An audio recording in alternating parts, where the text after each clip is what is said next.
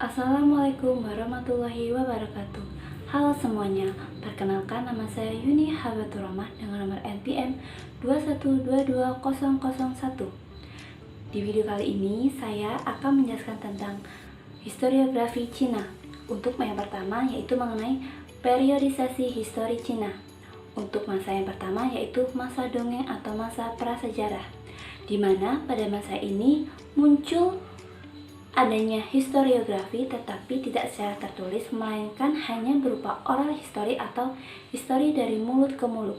Untuk periode yang kedua yaitu periode masa dinasti.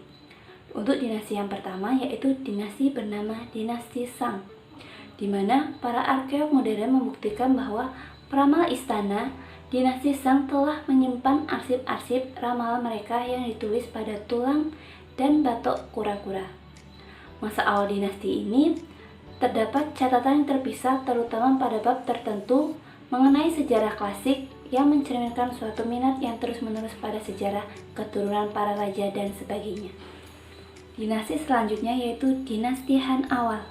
Sejarawan agung bernama Ma Qian menulis Cici, kitab sejarah pertama yang memuat tentang sejarah Cina dari zaman samar-samar sampai kira-kira 100 tahun sebelum Masehi. Masa dinasti Han ini kemudian menjadi masa kejayaan dari sejarawan yang bernama Pan Ku yang menulis sebuah kitab yang merupakan buku pertama dari rangkaian sejarah dinasti yang menjadi model yang ditiru para sejarawan lainnya untuk penulisan buku-buku sejarah dinasti pada masa kemudian. Selanjutnya dinasti Tang. Pada zaman dinasti Tang, keemasan dan kesenian kesusastraan meningkat. Untuk pertama kalinya sejarah menjadi bahan baku dalam kurikulum ujian negara. Seseorang pejabat bernama Tu Yu berusaha membebaskan diri dari tradisi catatan dinasti dan menulis Tung Tian yang berbentuk ensiklopedia dan dianggap sebagai sejarah institusional Cina yang pertama.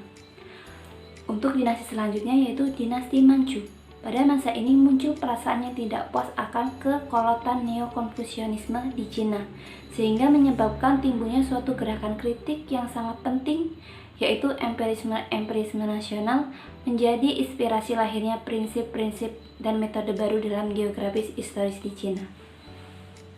Modernisasi histori di era masa modern di Cina awalnya ditolak namun kemudian menjadi kompromistis dan komodatif di tahun 1860 sampai 1905. Pada akhirnya makin besar penerimaan terhadap pemikiran dan pranata barat yang dimulai di tahun 1905. Perguruan tinggi yang merupakan lembaga baru yang pertama kali mengadakan studi sejarah. Universitas yang terkenal pada tahun itu yaitu di tahun 1930 sampai 1931. Mereka menyediakan beberapa kedudukan bagi sejarawan.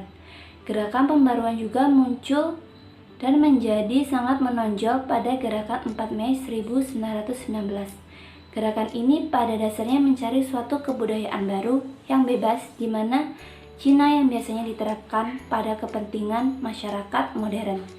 Sejarah analisis juga telah menggantikan cara-cara komplikasi dalam historiografi sejarah Cina. Selanjutnya yaitu mengenai karakteristik dari historiografi Cina. Yang pertama, menggunakan konteks Cina atau internal untuk menjelaskan berbagai macam hal yang terjadi dalam sejarah Cina daripada konteks eksternal atau barat.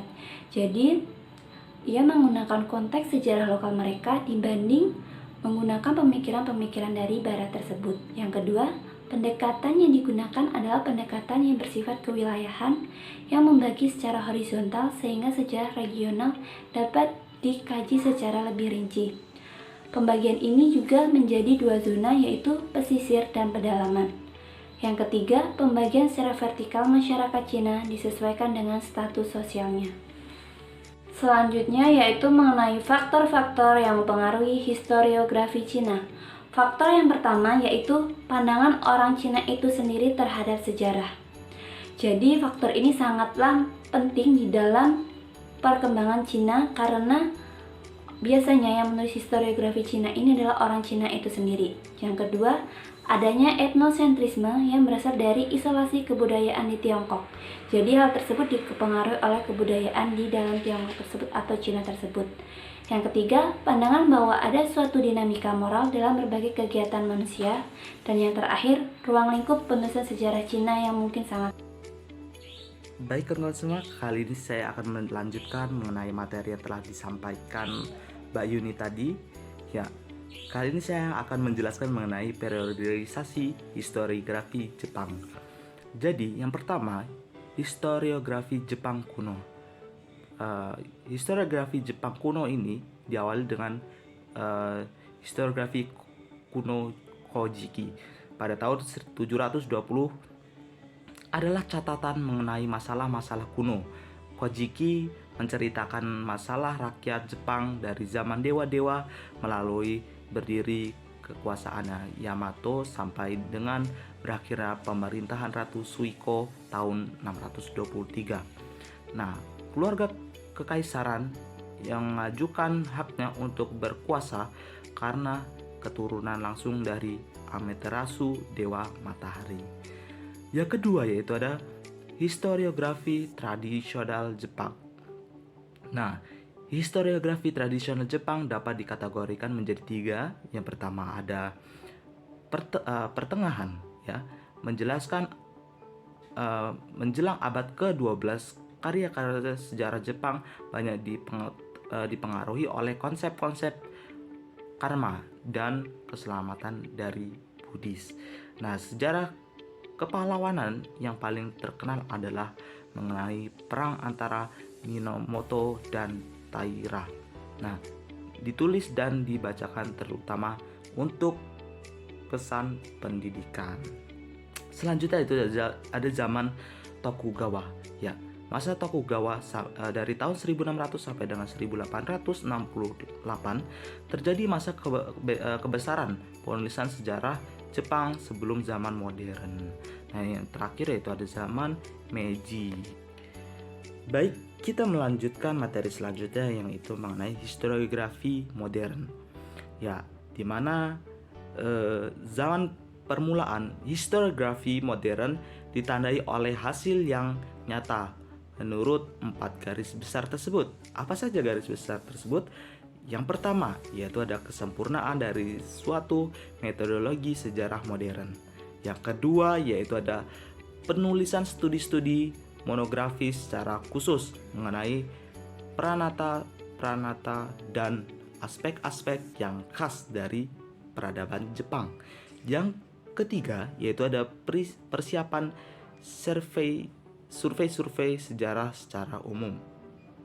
Dan yang terakhir yaitu ada penerbitan buku-buku referensi dan bahan-bahan sumber, ya, yang banyak karyanya. Ya, apa saja karyanya? Salah satunya yaitu ada Kokushino Kenkyu tahun 1908 dan masih banyak lagi. Dan selanjutnya yaitu ada selain itu juga ada muncullah perhimpunan sejarah seperti yang pertama ada Shigakai, ya, masyarakat sejarah Jepang, dan ada Keizaishi Kenkyukai, ya, masyarakat untuk studi sejarah ekonomi, dan ada Sakai Keizaishi Gakai, yaitu masyarakat sejarah sosial dan ekonomi, dan yang terakhir ada Reishigaku Kenkyukai, ya, masyarakat ilmu pengetahuan sejarah. Nah, pada tahun 1930 mengadakan ekspansi ke daratan, melancarkan perang Pasifik. Hal ini menyebabkan adanya perpecahan di kalangan sejarawan. Nah, baik, melanjut ke materi selanjutnya yaitu tentang sejarawan Marxis. Yaitu sejarah Marxis ini memiliki ciri-ciri menulis kembali perkembangan nasionalis di Jepang, yaitu ada kritik kapitalis dan imperialis. Muncullah buku Nihon Shihonsugi Shikaza tahun 1932, ya, yang dari buku tersebut berisi mengenai tentang esai sejarah perkembangan kapitalisme di Jepang. Dan selanjutnya yaitu ada poin B, yaitu sejarah nasionalis Jepang. Jadi sejarah nasionalis Jepang ini memiliki ciri-ciri yaitu sejarah untuk propaganda, ya, sejarah berpropaganda yang tentang keunggulan-keunggulan tanpa banding dan mitos-mitos, ya, Nah, next selanjutnya itu ada perkembangan historiografi Jepang semenjak tahun 1950 sampai dengan sekarang ini. Jadi terbitlah ensiklopedia ya yang baru, sejarah-sejarah survei baru dan karya-karya penelitian besar ya, yang dasar gitu ya.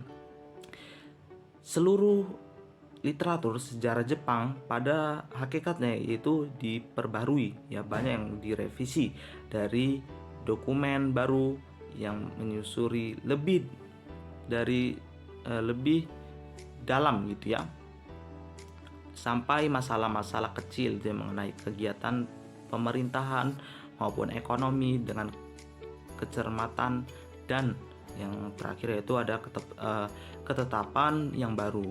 Nah, yang sangat empiris dan sedikit sekali dipengaruhi oleh masalah-masalah yang penafsirannya. Oke.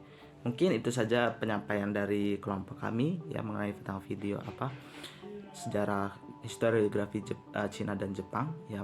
Mungkin ini saja yang dapat saya sampaikan. Saya akhiri. Wassalamualaikum warahmatullahi wabarakatuh.